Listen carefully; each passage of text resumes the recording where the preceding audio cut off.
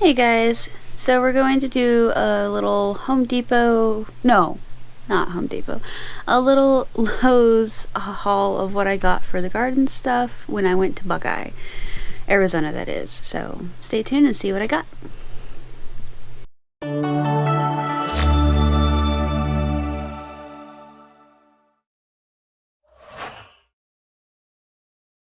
Alright, so with my grow lid on, it's kind of hard to see, but we got this Job's organic tomato and vegetable granulated food. Me and my husband did because we both went to Buckeye to get something for him, or for me, I guess. I don't know. He wanted the tool. So this is going to be, I don't know if you can see, it's a 253. This also has magnesium, sulfur, a couple other things.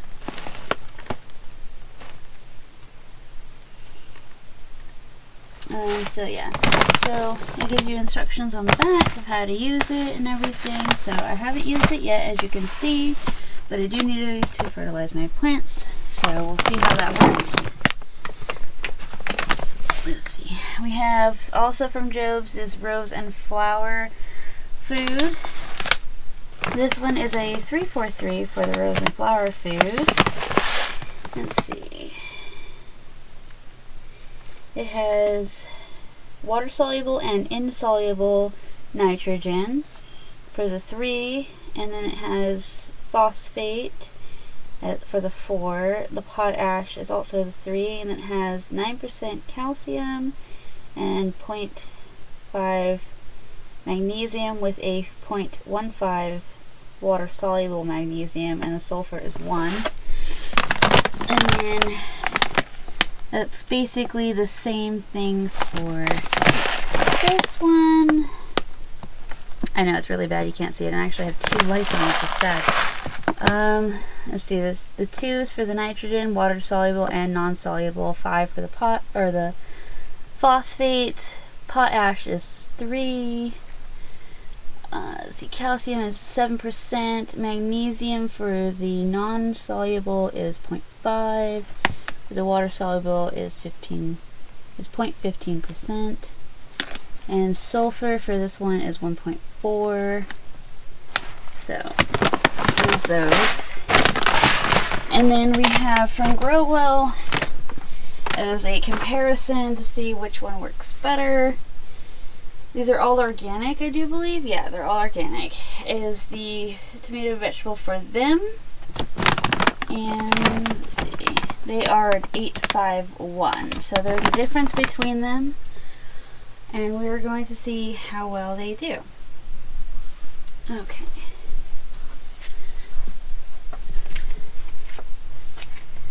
So let's go outside and see what thing we got as well.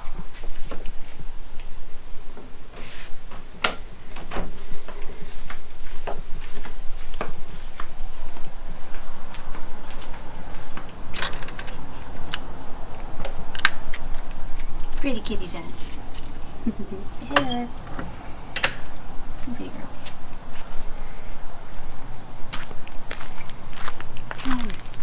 And the other items that we got, not the kitty, were these rose trays here. They are the PlayBoy rose. It says cut rose. These were $37.98. They were from the Lowe's in Buckeye. Really pretty. Let's see. The instructions on this tab says to keep it moist for the first year and then 2 times a week afterwards. Let's see. The average maturity is going to be 3 to 4 inches high and 2 to 3 feet wide. So the height isn't going to get a lot bigger than this as it is, so this is basically pretty much fully mature for the majority of the reason. But these flowers are just pretty. Some of them have gotten messed up because they keep being knocked over by the wind, and of course transport was a pain in the butt. We had to lay these down at an angle into our 4Runner and prayed the entire time that they were fine. The hardiness, it is good from zone 6 to zones 9B. Anything above that, so anything that's above like 5B and above, it will not tolerate that unless you have a greenhouse. So if you want this in a colder climate than 6, you're gonna have to get a greenhouse for that. And let's see. Alright, so I'm gonna have to take a quick break, so we'll be right back. Sorry about that, guys. I had to go run and do something real quick. And distracted by cat noises. Okay. So, yeah, so like I was saying, you can't have these roses any colder than zone 6. Let's see. They suggest fertilizing them in spring and summer. They say check for bee hazards, warnings, and pollination precautions on pesticide labels before application. Oh, so I'm assuming that that is referring to, so if you have any pest problems, they're stating that because bees are going to love these pretty little flowers here, that you need to be very cautious about what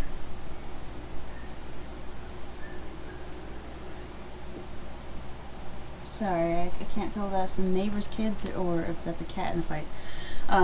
So since bees are going to love these flowers, they're going to caution you about what pesticide you use, so that way you don't end up harming the local bee population that you currently have, because bees are our friends. So like with my yard, since I don't have a ton of flowers in bloom currently because some of them just like ran away from me,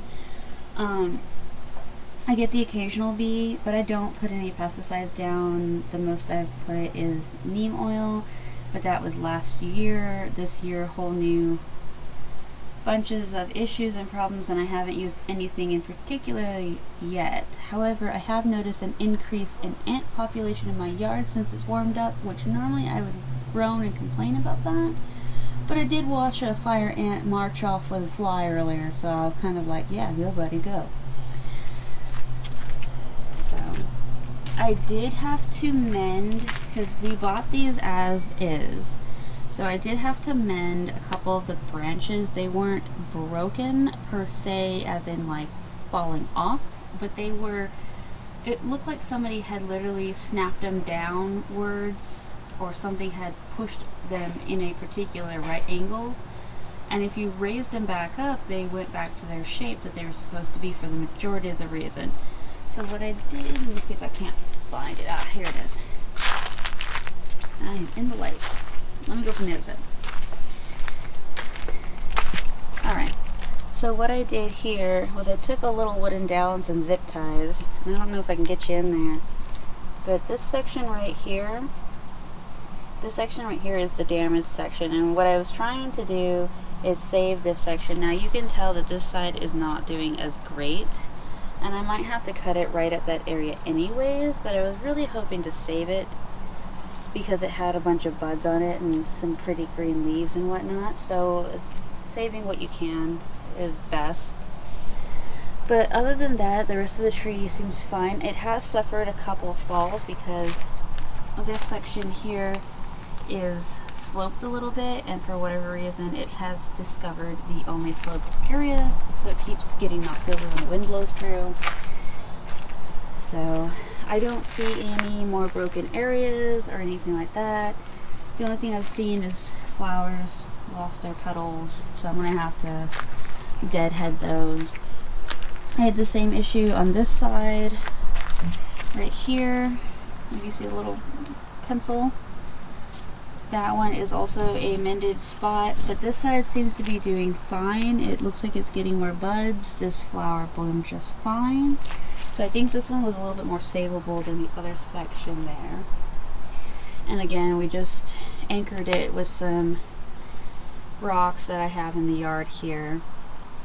But other than that, this is what we got from Lowe's, was the fertilizer and the 2 rose trees, because they're not actually bushes. I suppose if they were growing, you could call them a bush if they're really little, but once they get like this and they have like their full-on like trunk and everything, I think they're classified as trees at that point. But I like them. What we're gonna do with these though, and I'll do a better updated video during the day so you can get the whole like glory of everything, is we're gonna go to Home Depot and we're gonna pick up some ceramic pots. We found some for like 40 bucks or whatever that were a decent size and a design we liked. Assuming they still have them, that is.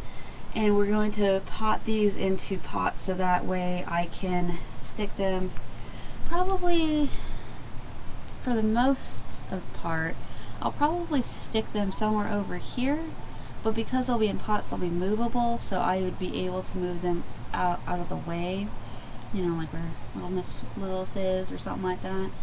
So we could walk back and forth and move that cart over there if need be, but I'm not sure exactly where we're going to stick them officially. We were going to stick them over by the gate, which is on the other side of that light way over there.